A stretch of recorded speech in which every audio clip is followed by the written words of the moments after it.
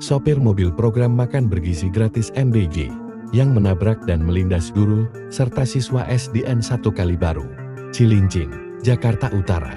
Terungkap bernama Adi Irawan 34, warga setempat.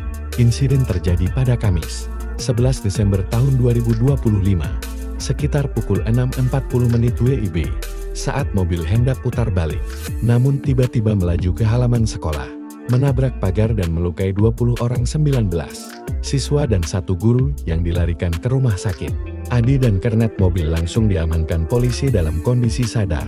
Sopir mengaku keliru menginjak pedal gas saat rem terasa tidak pakem di jalan menanjak. Polisi masih menyelidiki apakah insiden murni akibat kelalaian sopir atau juga faktor mekanis kendaraan. Akibat tragedi ini, kegiatan belajar mengajar di SDN 1 Kalibaru dihentikan sementara. Sementara Badan Gizi Nasional BGN menjanjikan biaya pengobatan korban. Insiden memunculkan kritik publik soal standar keselamatan armada MBG, pengawasan kendaraan, dan manajemen program.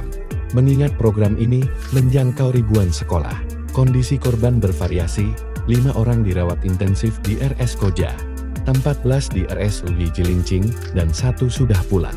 Trauma psikis para siswa menjadi perhatian tambahan, menyoroti urgensi transparansi dan evaluasi keselamatan program nasional.